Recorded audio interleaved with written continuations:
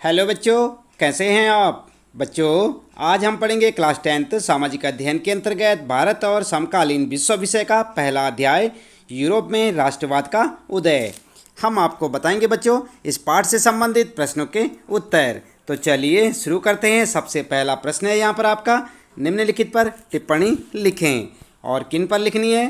क है ज्यूसेपे मैत्सिनी, ख है काउंट कैमिलो दे काबूर, ग है यूनानी स्वतंत्रता युद्ध, घ है फ्रैंकफर्ट संसद और घ है राष्ट्रवादी संघर्षों में महिलाओं की भूमिका। तो इन सब पर आपको टिप्पणियाँ लिखनी है।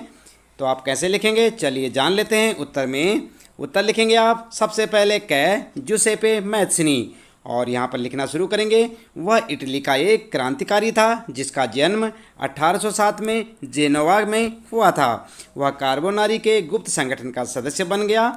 24 वर्ष की अवस्था में लिगुरिया में क्रांति करने के लिए उसे देश से बहिष्कृत कर दिया गया। तत्पश्चात इसने दो और भूमिगत संगठनों की स्थापना की। पहला था मार्सेई में यंग इटली और दूसरा वर्न में यंग यूरोप, जिसके सदस्य पोलैंड, फ्रांस, इटली और जर्मन राज्यों में समान विचार रखने वाले युवा थे। मैत्सिनी का विश्वास था कि ईश्वर की मर्जी के अनुसार राष्ट्र ही मनुष्यों की प्राकृतिक इकाई थी, अतः इटली का एकीकरण ही इटली की मुक्ति का आधार हो सकता था। उसने राजतंत्र का घोर विरोध किया और उसके मॉडल पर जर्मनी, पोलैंड, फ्रांस, स्विट्जरलैंड में भी गुप्त संगठन बने।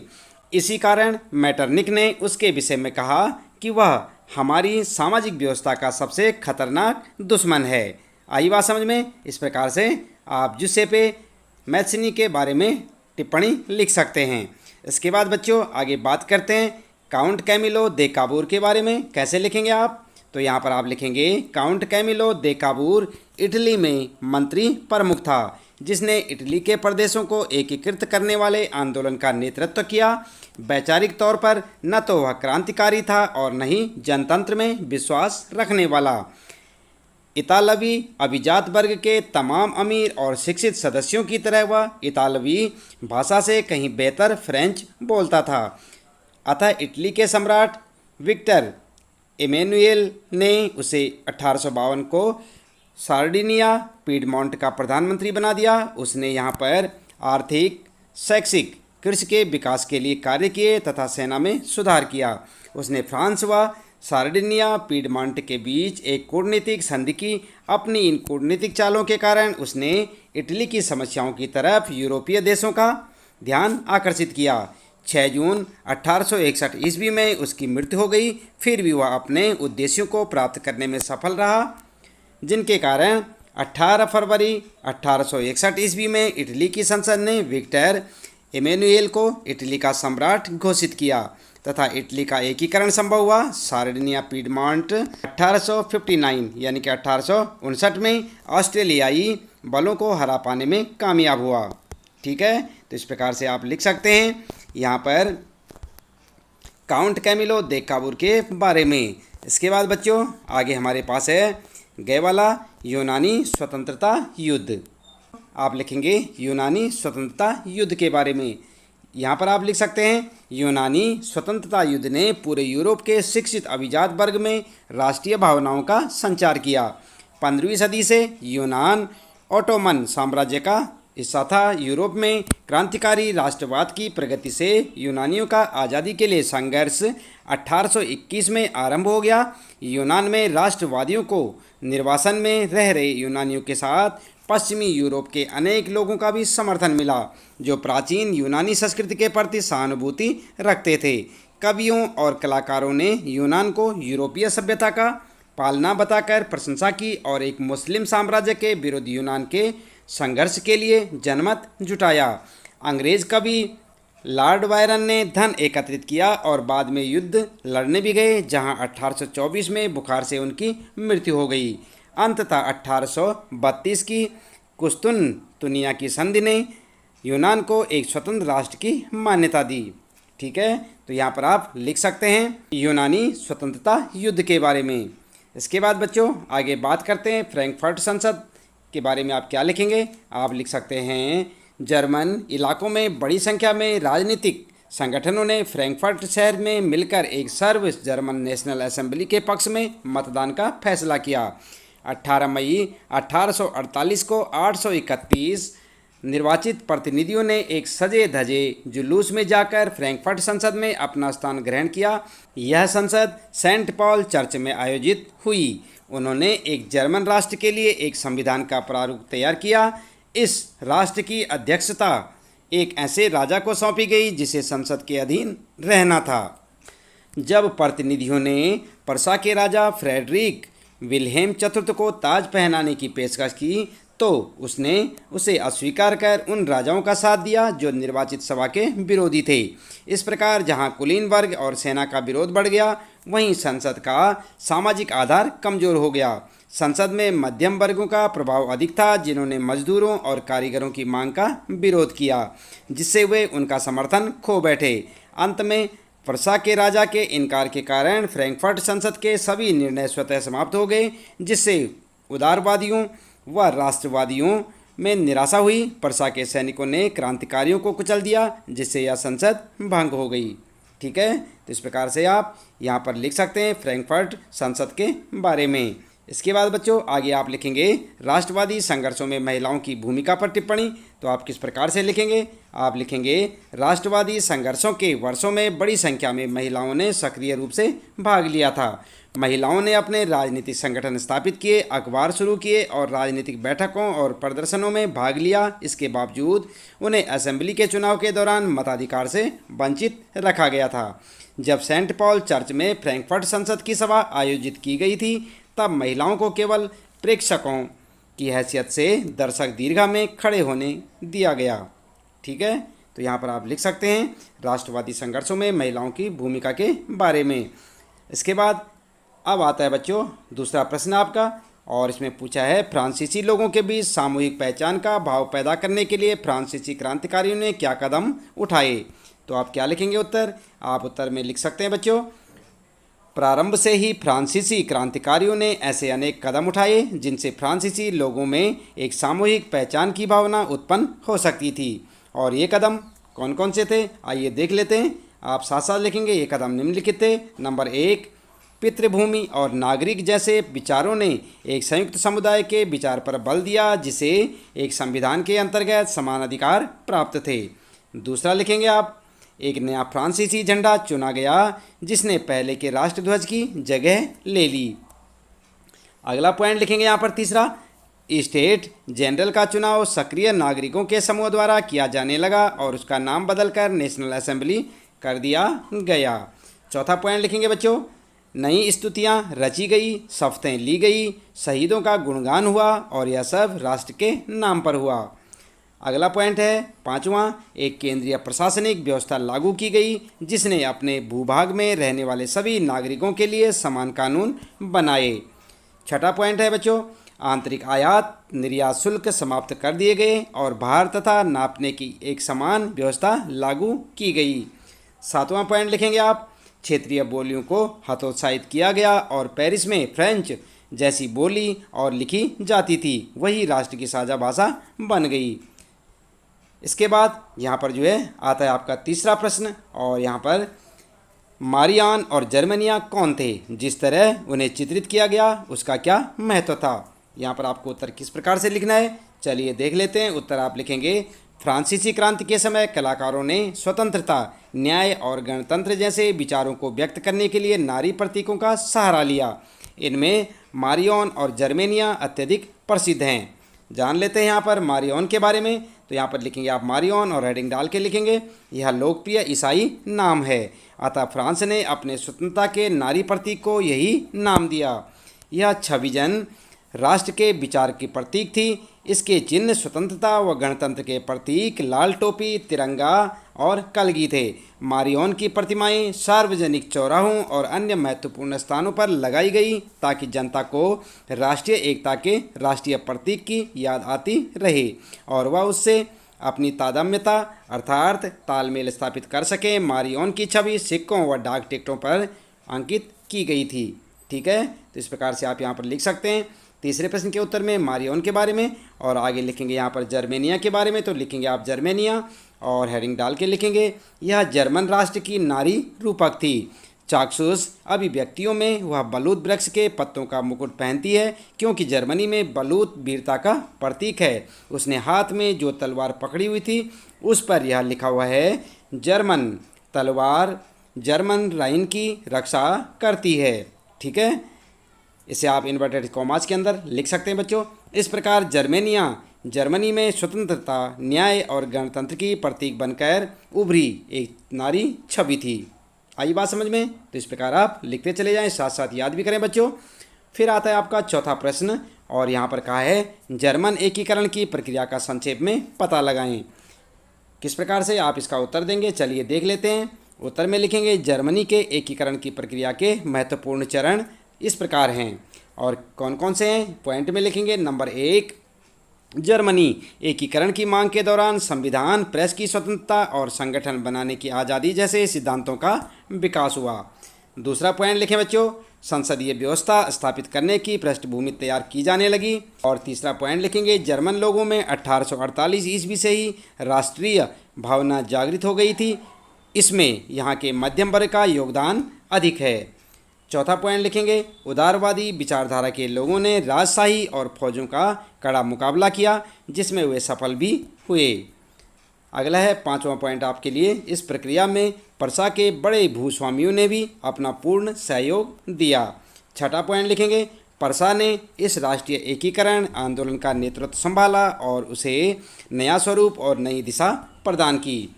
अगला है बच्चों सातवां पॉइंट आपके लिए, इस प्रक्रिया के जनक प्रशा के प्रधानमंत्री ओटो वॉन बिस्मार्क थे। इसमें उन्होंने प्रशा की सेना और नौकरशाही की मदद की। आठवां पॉइंट है बच्चों, इस प्रक्रिया में प्रशा ने ऑस्ट्रिया, डेनमार्क और फ्रांस से भी युद्ध किए तथा सफलता प्राप्त की।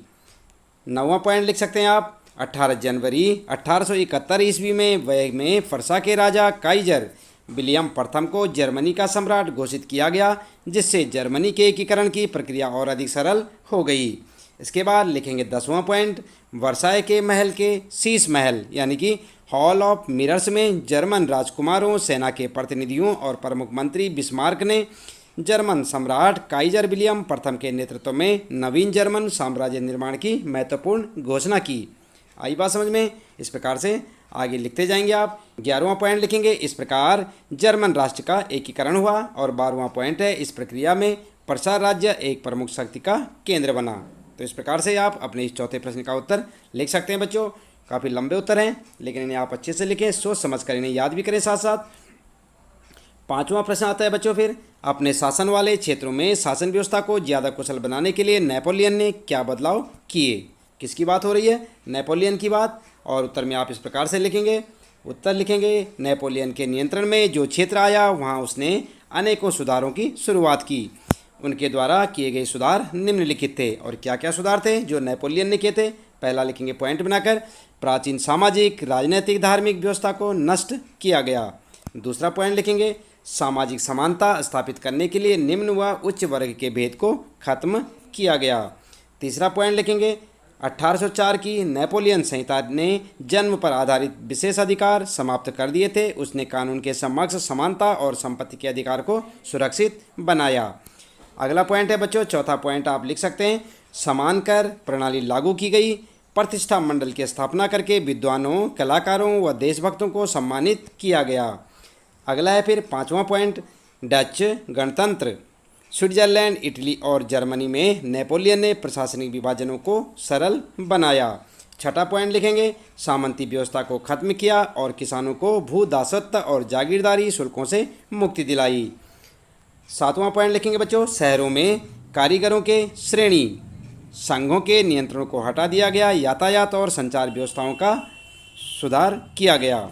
इसके बाद लिखेंगे आठवां पॉइंट, आर्थिक सुधार करने के उद्देश्य से बैंक ऑफ फ्रांस की स्थापना की गई। नौवां पॉइंट लिखेंगे बच्चों, उसने दंड विधान को कठोर बनाया और जूरी प्रथा व मुद्रित पत्रों को पुनः प्रारंभ किया। 10वां पॉइंट है शिक्षा की उन्नति के लिए यूनिवर्सिटी ऑफ फ्रांस की स्थापना की, जहां लैटिन, फ्रेंच भाषा, साधारण विज्ञान व गणित की मुख्य तौर पर शिक्षा दी जाती थी। ठीक है, तो इस प्रकार से आप लिखते चले जाएंगे। 11वां पॉइंट है, कैथोलिक धर्म को राजधर्म बनाया। इस प्रकार किसानों, कारीगरों, मजदूरों और नए उद्योगपतियों ने नई नई मिली आज़ादी को चखा। प्रकार से आप अपने इस 5वें प्रश्न का उत्तर लिख सकते हैं बच्चों। इसके बाद शुरू होते हैं यहाँ पर कुछ और प्रश्न। चर्चा करें, आप देख रहे हैं यहाँ पर चर्चा करें। और पहला प्रश्न है, उदारवादियों की 1848 की क्रांति का क्या अर्थ लगाया जाता है? उदारवादियों ने किन राजनीतिक, सामाजिक एवं आर्थिक विचारों को बढ़ावा दिया? तो आप क्या लिखेंगे? उत्तर में आप इस प्रकार से लिख सकते हैं बच्चों, उदारवादियों की 1848 की क्रांति वास्तव में तब हुई जब कई यूरोपीय देशों में बेरोजगारी, भुखमरी तथा गरीबी का वातावरण था। इस क्रांति को लाने में मध्यम वर्ग का बहुत बड़ा योगदान था, जिस कारण सभी देशों में कई व्यापक परिवर्तन हुए। इनमें प्रमुख राजनीतिक, सामाजिक व आर्थिक परिवर्तन इस प्रकार से हैं। और क्या क्या हैं यहाँ पर आप उन्हें लिख सकते हैं। सबसे पहले लिखेंगे राजनीतिक क्षेत्र में परिवर्तन, पॉइंट बनाकर लिखें। राजतंत्र का अंत करके गणतंत्र की स्थापना की गई। दूसरा पॉइंट लिखेंगे, सार्वजनिक मताधिकार के आधार पर निर्मित जन प्रतिनिधि सभाओं के निर्माण के प्रयास प्रारंभ हुए। और तीसरा पॉइंट लिखेंगे, Germany, Italy, Poland, Austro Hungarian साम्राज्यों में उदारवादी मध्यम वर्गों के स्त्री पुरुषों ने संविधानवाद की मांग को राष्ट्रीय एकीकरण की मांग के साथ जोड़ा। ठीक है। और चौथा पॉइंट लिखेंगे बच्चों, उदारवादियों ने ऐसे राष्ट्र राज्यों के निर्माण की मांग पर जोर दिया जो संविधान, प्रेस की स्वतंत्रता और संगठन बनाने जैसे संसदीय सिद्धांतों पर आधारित हो। पांचवा पॉइंट लिखेंगे, महिलाओं को राजनीतिक मताधिकार दिए जाने की मांग की जाने लगी। इसके बाद बात करते हैं यहाँ पर सामाजिक क्षेत्र में हुए परिवर्तनों की। तो यहाँ पर भी आप पॉइंट बनाकर लिख सकते हैं बच्चों, महिलाओं को पुरुषों के समान दर्जा दिया जाने लगा तथा उनकी सभी क्षेत्रों में भागीदारी को महत्व व सम्मान की दृष्टि से देखा जाने लगा। दूसरा पॉइंट लिखेंगे, कुलीन वर्ग की अपेक्षा मध्यम वर्ग के सभी क्षेत्रों जैसे कि राजनीतिक, आर्थिक और सामाजिक में महिलाओं की भागीदारी बढ़ी, जिससे कुलीन वर्ग की श्रेष्ठता कम हुई।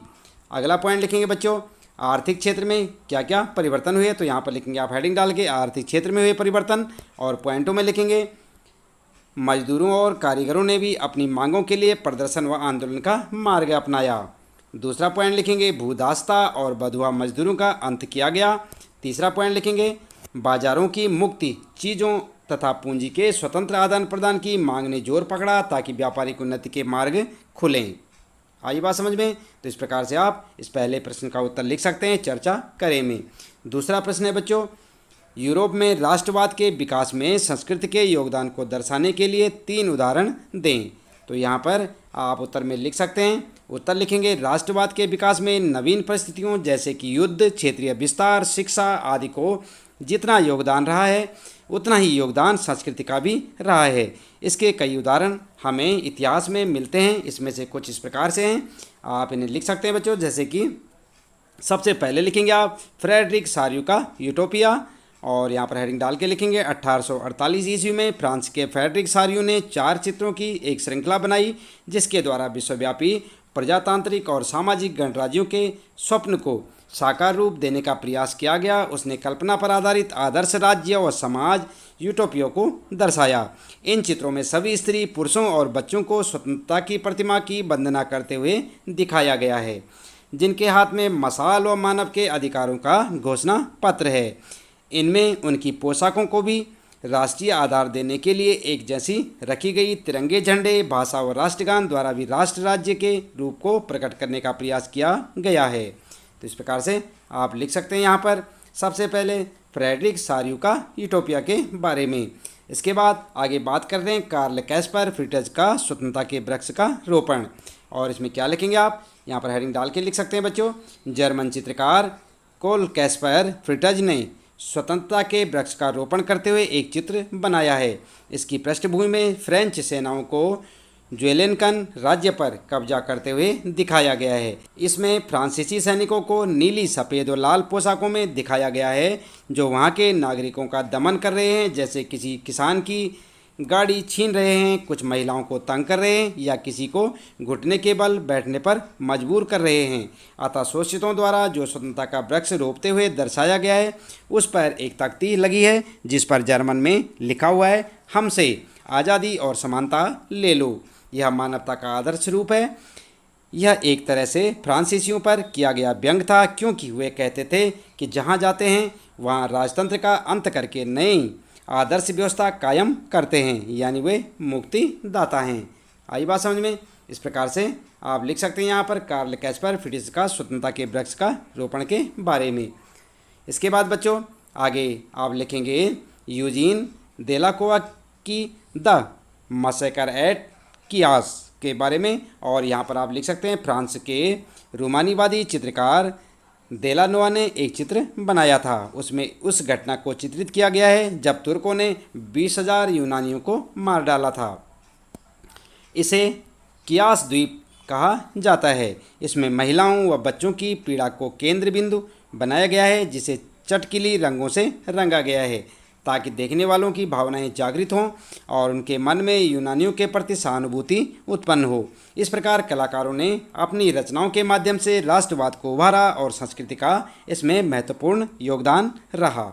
आई बात समझ में? तो इस प्रकार से आप चर्चा करें में दूसरे प्रश्न का उत्तर यहाँ पर लिख सकते हैं। इसके बाद बच्चों आता है आपका तीसरा प्रश्न। इसमें पूछा है किन्हीं दो देशों पर ध्यान केंद्रित करते हुए बताएं कि 19वीं सदी में राष्ट्र किस प्रकार विकसित हुए। उत्तर क्या लिखेंगे आप? उत्तर में आप लिख सकते हैं बच्चों 19वीं शताब्दी में लगभग पूरे यूरोप में राष्ट्रीयता का विकास हुआ, जिस कारण राष्ट्र राज्यों का उदय हुआ। इनमें बेल्जियम व पोलैंड भी ऐसे देश थे। 1815 ईस्वी में नेपोलियन की हार के बाद वियना संधि द्वारा बेल्जियम और पोलैंड को मनमाने तरीके से अन्य देशों के साथ जोड़ दिया गया, जिनका आधार यूरोपीय सरकारों की यह रूढ़िवादी विचारधारा थी कि राज्य व समाज की स्थापित पारंपरिक संस्थाएं जैसे राजतंत्र, चर्च, सामाजिक ऊंच नीच, संपत्ति और परिवार बने रहने चाहिए। इसका बेल्जियम व पोलैंड ने विरोध किया, अपने को स्वतंत्र राष्ट्र राज्य के रूप में स्थापित किया। इनका निर्माण इस प्रकार हुआ। और किस प्रकार से हुआ आइए जान लेते हैं। सबसे पहले बात करते हैं यहाँ पर बेल्जियम की। वियना कांग्रेस द्वारा बेल्जियम को हॉलैंड के साथ मिला दिया गया, परंतु दोनों देशों में ईसाई धर्म के कट्टर विरोधी मतानुयायी रहते थे। जहाँ बेल्जियम में कैथोलिक थे वहाँ हॉलैंड में प्रोटेस्टेंट था। हॉलैंड का शासक भी हॉलैंड वासियों को बेल्जियम वासियों से श्रेष्ठ मानता था। अतः इस श्रेष्ठता को बनाए रखने के लिए उसने सभी स्कूलों में प्रोटेस्टेंट धर्म की शिक्षा देने की राजाज्ञा जारी की। इसका बेल्जियम वासियों ने कड़ा विरोध किया। इसमें इंग्लैंड ने भी उनका साथ दिया, जिस कारण हॉलैंड को बेल्जियम को 1830 में स्वतंत्र करना पड़ा। बाद में यहाँ पर इंग्लैंड जैसी संवैधानिक व्यवस्था कायम हुई। आई बात समझ में? तो इस प्रकार से आप बेल्जियम के बारे में लिख सकते हैं।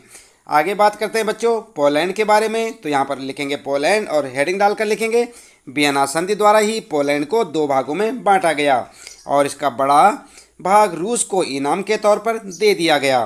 परंतु जब वहाँ के लोगों में राष्ट्रीय भावना का विकास हुआ तो 1848 में पोलैंड में वार्सा में क्रांति आरंभ हुई। इसे रूसी सेनाओं ने कठोरता से दबा दिया, परंतु राष्ट्रवादियों ने हार नहीं मानी और दोबारा विद्रोह किया, जिसमें उन्हें सफलता मिली। तो ये था बच्चों यहाँ पर तीसरे प्रश्न का उत्तर। आप ठीक इसी प्रकार लिखें और साथ साथ याद भी करें। आगे बात करते हैं। चौथा प्रश्न है ब्रिटेन में राष्ट्रवाद का इतिहास शेष यूरोप की तुलना में किस प्रकार भिन्न था। उत्तर क्या लिखेंगे? उत्तर आप इस प्रकार से लिख सकते हैं बच्चों ब्रिटेन में राष्ट्रवाद का विकास एक लंबी संवैधानिक प्रक्रिया द्वारा हुआ। इसमें किसी प्रकार की रक्त रंजित क्रांति नहीं हुई, अतः इस प्रक्रिया को आमतौर पर हम रक्तहीन क्रांति के नाम से भी जानते हैं। यह प्रक्रिया इस प्रकार है। और किस प्रकार है आइए देख लेते हैं। यहाँ पर आप लिखेंगे पॉइंटों में। नंबर 1, 18वीं शताब्दी से पूर्व ब्रितानी एक राष्ट्र नहीं था, जबकि ब्रितानी द्वीप समूह में अंग्रेज, वेल्स, स्कॉट या आयरिश पहचानने वाली निर्जातीय समूह रहते थे, जिनकी अपनी अपनी विशिष्ट सांस्कृतिक व राजनीतिक परंपराएं थी। इसके बाद नंबर 2 पर लिखेंगे इनमें आंग्ल राष्ट्र ने अपनी धन दौलत, अहमियत और सत्ता के बल पर अन्य द्वीप समूह के राष्ट्रों पर अपना प्रभाव स्थापित करना आरंभ किया। तीसरा पॉइंट लिखेंगे बच्चों 1688 में एक लंबे संघर्ष के माध्यम से राजतंत्र की समस्त शक्ति आंग्ल संसद के अधीन आ गई और एक राष्ट्र का निर्माण किया गया, जिसका केंद्र इंग्लैंड था। इसके बाद चौथा पॉइंट आपके लिए इंग्लैंड और स्कॉटलैंड के बीच एक्ट ऑफ यूनियन 1707 ईस्वी में हुआ। इसके द्वारा United kingdom of great Britain का गठन किया गया। इसी के माध्यम से स्कॉटलैंड पर इंग्लैंड का प्रभुत्व स्थापित हो गया। पांचवा पॉइंट है आपके लिए, स्कॉटलैंड में ब्रितानी पहचान का विकास करने के लिए यहाँ की संस्कृति व राजनीतिक संस्थाओं को योजनाबद्ध ढंग से नष्ट किया गया। जैसे स्कॉटिश हाईलैंड्स के वासियों को उनकी गैलिक भाषा बोलने और राष्ट्रीय पोशाक पहनने से रोका गया। इस कारण मजबूर होकर लोगों को अपना देश छोड़कर अन्य जगहों पर जाना पड़ा। अगला है छठा पॉइंट आपके लिए, आयरलैंड में भी ऐसा किया गया और यहाँ पर अंग्रेजों ने धार्मिक मतभेद को हथियार बनाया। आयरलैंड में कैथोलिक व प्रोटेस्टेंट दो धार्मिक गुट थे। अंग्रेजों ने प्रोटेस्टेंटों की मदद करके कैथोलिकों को दबाया। सातवां पॉइंट है बच्चों, 1798 ईस्वी में वोल्फ टाउन और उसकी यूनाइटेड आयरिशमैन नेतृत्व में जो विद्रोह हुआ उसे दबा दिया गया और आयरलैंड को यूनाइटेड किंगडम का भाग बना लिया गया। आठवां पॉइंट लिखेंगे, ब्रितानी राष्ट्र का निर्माण करके इसके राष्ट्रीय प्रतीकों यूनियन जैक अर्थात ब्रिटेन का झंडा और God save our noble king यानी कि राष्ट्रीय गान को संपूर्ण यूनाइटेड किंगडम में प्रचारित व प्रसारित किया गया। तो इस प्रकार से आप अपने चौथे प्रश्न का उत्तर लिख सकते हैं बच्चों, पॉइंट बनाकर लिखें और उसे अच्छे से याद भी करें। इसके बाद बात करते हैं, यहाँ पर आता है आपका पांचवा प्रश्न और यहाँ पर पूछा है, बाल्कन प्रदेशों में राष्ट्रवादी तनाव क्यों पनपा। उत्तर लिखेंगे, 1871 ईस्वी के बाद बाल्कन क्षेत्र में राष्ट्रवाद का उदय हुआ क्योंकि, और पॉइंटों में लिखेंगे फिर से। नंबर 1, इस क्षेत्र की अपनी भौगोलिक व जातीय भिन्नता थी। नंबर 2, इस क्षेत्र में आधुनिक यूनान, Romania, Bulgaria, Albania, Macedonia, Croatia, Bosnia Herzegovina, Slovenia, Serbia, Montenegro आदि देश थे जहाँ पर स्लाव भाषा बोलने वाले लोग रहते थे। ये सभी तुर्कों से भिन्न थे। और तीसरा पॉइंट लिखेंगे, तुर्कों और इन ईसाई प्रजातियों के बीच मतभेदों के कारण यहाँ पर हालात भयंकर हो गए। चौथा पॉइंट लिखेंगे बच्चों, जब स्लाव राष्ट्रीय समूह में स्वतंत्रता व राष्ट्रवाद का विकास हुआ तो तनाव की स्थिति और भी भयंकर हो गई। अगला पॉइंट है पांचवा, इस कारण इन राज्यों में आपसी प्रतिस्पर्धा और हथियारों की होड़ लग गई। इसने स्थिति को और गंभीर बना दिया। छठा पॉइंट है बच्चों, यूरोपीय देश जैसे कि रूस, जर्मनी, इंग्लैंड, ऑस्ट्रिया, हंगरी भी इन क्षेत्रों पर अपना नियंत्रण स्थापित करना चाहते थे ताकि काला सागर से होने वाले व्यापार और व्यापारिक मार्ग पर उनका नियंत्रण हो। उपरोक्त कारणों से इस क्षेत्र में यूरोपीय देशों और इन राज्यों में आपस में कई युद्ध हुए जिसका अंतिम परिणाम प्रथम विश्व युद्ध के रूप में सामने आया। आई बात समझ में? तो इस प्रकार से आप लिख सकते हैं अपने इस पांचवें प्रश्न का उत्तर। इसके बाद बच्चों बात करते हैं, यहाँ पर फिर शुरू होता है परियोजना कार्य और यहाँ पर पहला प्रश्न आपका, परियोजना कार्य में यूरोप से बाहर के देशों में राष्ट्रवादी प्रतीकों के बारे में और जानकारियाँ इकट्ठा करें। एक या दो देशों के विषय में ऐसी तस्वीरें, पोस्टर्स और संगीत इकट्ठा करें जो राष्ट्रवाद के प्रतीक थे। ये यूरोपीय राष्ट्रवाद के प्रतीकों से भिन्न कैसे हैं? आई बात समझ में? किस प्रकार से आपके लिए प्रश्न है, उत्तर आप इस प्रकार से लिख सकते हैं बच्चों। ये सभी चित्र भारत के राष्ट्रीय आंदोलन के दौरान राष्ट्रीय प्रतीक थे। और कौन कौन से? नंबर 1 लिखेंगे आप। चित्र नंबर 1 में तिलक जी को विभिन्न धर्मों के पवित्र स्थानों के मध्य खड़ा किया गया है, यानी धार्मिक एकता व जुड़ाव को दर्शाया गया है, न कि अलग अलग किया गया है। तो आप देख सकते हैं यहाँ पर। चलिए पहले चित्रों को देख लेते हैं बच्चों। यहाँ पर आप देख रहे हैं ना, ये है बाल गंगाधर तिलक का चित्र है। आप इसे देख सकते हैं, इसी प्रकार से आप चित्र बना सकते हैं। और यहाँ पर है भारत माता का चित्र नंबर 2 पर। नंबर 3 पर आपके लिए लगाया गया है यहाँ पर पंडित जवाहरलाल नेहरू का चित्र और नंबर 4 पर यहाँ पर लगाया गया है भारत माता का चित्र। तो इन चित्रों के बारे में आप यहाँ से देख के लिख सकते हैं और इन चित्रों को भी आप अपनी नोटबुक पर लगा सकते हैं बच्चों। पहला चित्र यहाँ पर हमने बात की थी तिलक के बारे में। दूसरा चित्र है, इस चित्र में भारत माता को अन्नपूर्णा के रूप में दर्शाया गया है। जर्मनिया की तरह केवल वीरता के प्रतीक के रूप में चित्रित नहीं किया गया। तीसरे चित्र के बारे में आप इस प्रकार लिख सकते हैं, नेहरू जी को भारत माता व भारत के नक्शे को हृदय के पास रखे दिखाया गया है। यह इस बात का प्रतीक है कि इन प्रतीकों द्वारा लोगों की भावनाओं को ही जागृत न किया जाए बल्कि इन भावनाओं को हृदय से स्वीकार करते हुए उनके लिए हर प्रकार के बलिदान देने के लिए भी तैयार किया जाए। इसके बाद बच्चों आगे बात करते हैं यहाँ पर चौथे नंबर पर। तो चित्र 1 और 3 में रूपकों की बजाय लोकप्रिय नेताओं को राष्ट्रीय प्रतीकों से जोड़ा गया है ताकि ज़्यादा से ज़्यादा लोग इनकी ओर आकर्षित हों और उनमें राष्ट्रवाद की भावना जागे। ये नेता जन नेता थे जिन्हें आम जनता अपना आदर्श मानती थी। और 5वें नंबर पर आप लिख सकते हैं 5वां पॉइंट, चित्र 4 में भारत माता को लक्ष्मी, सरस्वती और दुर्गा के रूप में दिखाया गया है। इसमें दुर्गा के रूप को महत्व दिया गया है। उनके हाथ में त्रिशूल है जिस पर तिरंगा लहरा रहा है और वे स्वयं शेर तथा हाथी के मध्य खड़ी हैं जो कि शक्ति और सत्ता के प्रतीक हैं।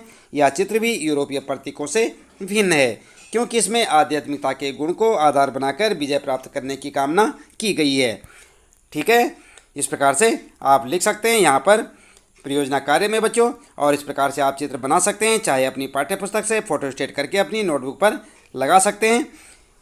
तो इसके साथ ही बच्चों इस पाठ से संबंधित प्रश्नों के उत्तर यहाँ पर समाप्त होते हैं। उम्मीद है कि आपको अच्छे से समझ आए होंगे। इसी प्रकार लगातार सामाजिक अध्ययन के सभी पाठों के प्रश्न उत्तर जानने के लिए आप लगातार जुड़े रहे हमारे साथ। और यदि अभी तक आपने चैनल को सब्सक्राइब नहीं किया तो चैनल को सब्सक्राइब अवश्य कर दें, बेल आइकन भी दबा दें बच्चों, ताकि आपको आने वाली प्रत्येक पाठ की वीडियो की नोटिफिकेशन मिलती रहे। मिलते हैं फिर अगली वीडियो में नए पाठ के कुछ नए प्रश्न उत्तरों के साथ।